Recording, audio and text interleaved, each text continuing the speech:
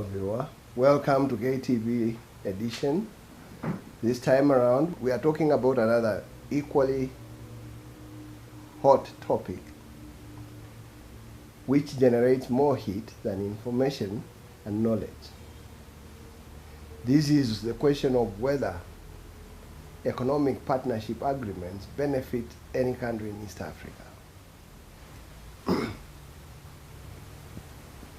One of the countries that has vehemently objected to EPAs is Tanzania. And we want to look at whether Tanzania should sign, or we show reasons why Tanzania should sign EPAs. And we start by asking a question. What is the difference between a come-we-stay marriage and a formal marriage where all ceremonies are performed? The answer, it is security of the partners in the marriage. A come-we-stay marriage has no security for both parties, as each can walk out anytime they get tired of it. That is also the difference between the trade arrangement between Tanzania and Europe, called EPAs, meaning everything but arms, and economic partnership agreements. EPAs is not a negotiated agreement. Some bureaucrats in Europe just decided to throw it the way of least developed countries to help them generate some foreign exchange, while at the same time opening their markets for European goods. It is an agreement that can be tossed out of the window without much ceremony. Tanzania should not therefore feel cozy about this arrangement. She should join our neighbors in signing the economic partnership agreements. She argues that EPAs is a threat to our industrialization ambitions. That is a misnomer. The industrialization in any country is driven more by domestic factors than by external factors, we dare say. Trade agreements and other economic partnership agreements generally protect the interests of the trading partners because they are negotiated. In effect, if each party into an agreement must protect its economic interest. The same is the case with the economic partnership agreements, which a Tanzanian president has branded colonial. EU is not a threat to industrialization in East Africa. Why? Because we export only coffee, tea, cut flowers, and other basic agricultural commodities, tobacco, fish, and vegetables. On the other hand, we import machinery and mechanical appliances, equipment and parts, vehicles and pharmaceutical products from the European Union. The region, therefore, does not, in the strict sense of the word, pose a competition to East Africa. The partnership agreement, in our view, protects European exports into East Africa from competition by similar goods from other regions in Asia and the US that have no preferential trade agreements with the East African community. In returns, our exports will access the EU market quota-free and duty-free. So, how is EPAs a threat to Tanzania's industrialization goals and economic well-being? A country's industrialization is driven more by internal factors than by external ones. This includes infrastructure, availability of inputs such as raw materials, skilled manpower, reliable energy supply. They also depend on government policy towards investment, availability of credit, and availability of markets for the produce. These factors are generally domestic and are a greater hurdle to industrialization than external factors such as competition. In East Africa, especially the so-called least developed countries, and specifically Tanzania, these factors will determine the nature and pace of industrialization. And Tanzania's score on these factors is not impressive. Tanzania's industrialization, like all other LDCs, will begin with basic industries that produce generally for the domestic market.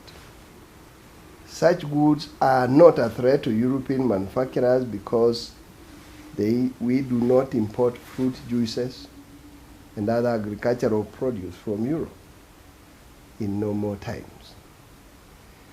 But to process and pack such produce for the market, we will need imported technology and equipment.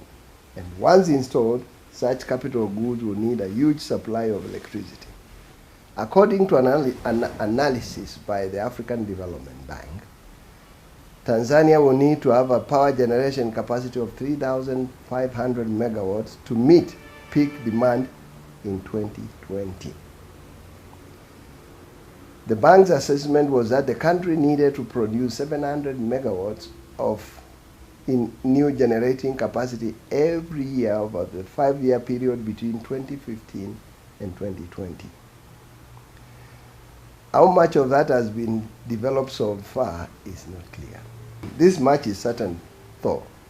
Electricity forms less than 2% of all energy consumed in the country, and its supply is unreliable, which, according to IMF, cuts the country's GDP growth rate by 4%. A recent study by the World Bank says that electricity access is 36%. This is to say that 4 out of 10 potential consumers have electricity connection. The other 6 have to make do with other sources of energy, such as coal and firewood. But the supply of coal is not even enough to meet domestic demand, which is why heavy consumers such as cement factories have to import their own coal. In January, for instance, Dangote Cement, the largest cement plant in Tanzania, closed shop for a while after coal imports were banned. Recent reports indicate that another cement maker, Rhino Cement, is considering closing shop over the same ban.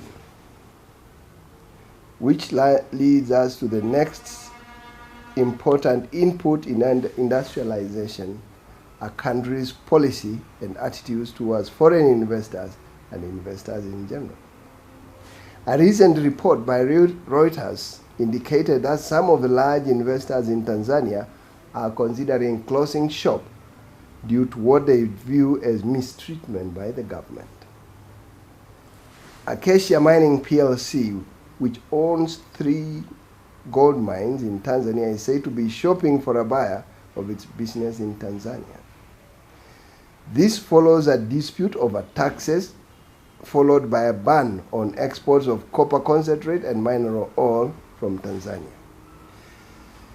The ban is said to have resulted in the dumping of Acacia Mining shares in the London Stock Exchange.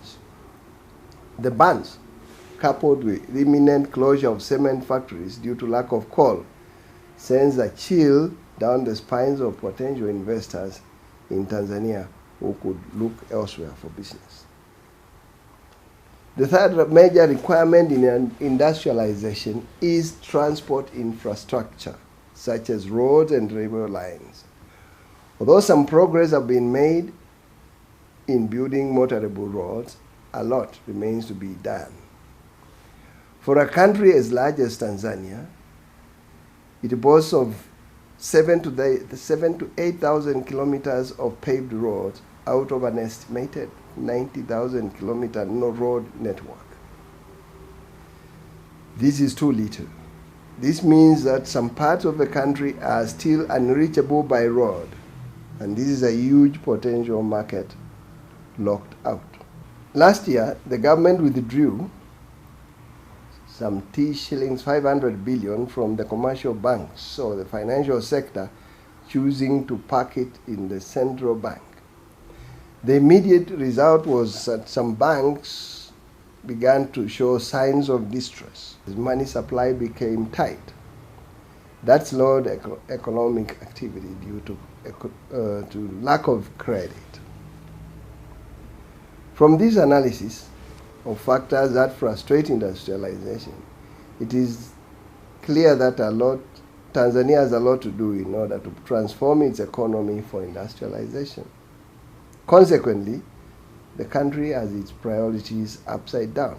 It should focus on putting these in place first. In addition to these factors, the country should wean itself of the LDC status.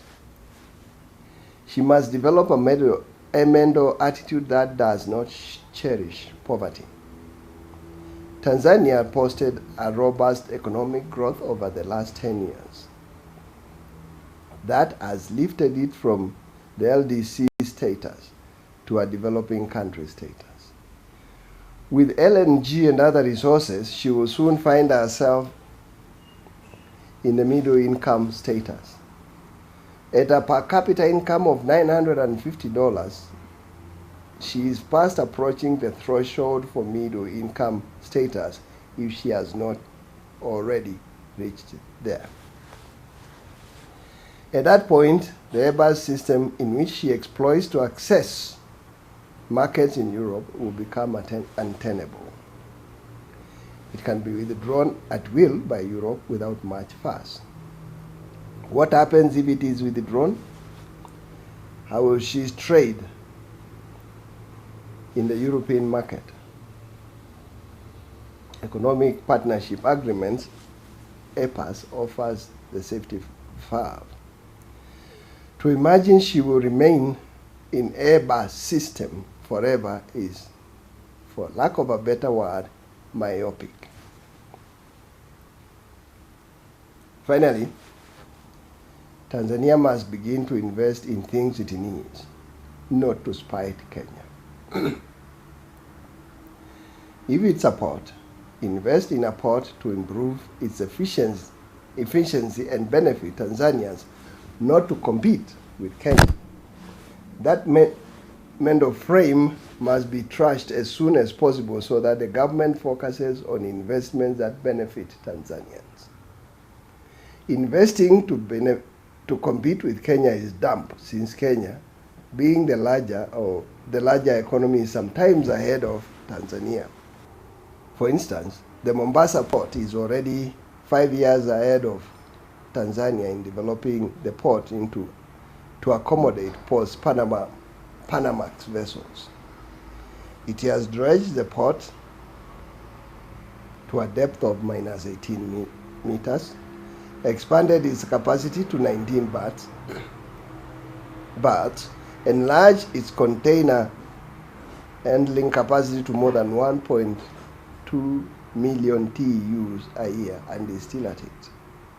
At the end of the current development cycle, shortly, the Mombasa port will have a capacity of 2.1 million TEUs a year. In comparison, the Dar es Salaam port has just begun to develop its development cycle. If Kenya's experience is anything to go by, then Kenya is already 5 years ahead.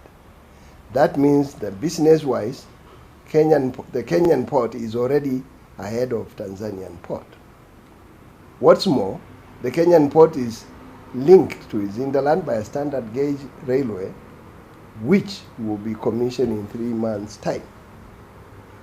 Tanzania is yet to start construction of the same, and given that it will take 4 years to build the SGR in Tanzania, Kenya will be 5 years ahead.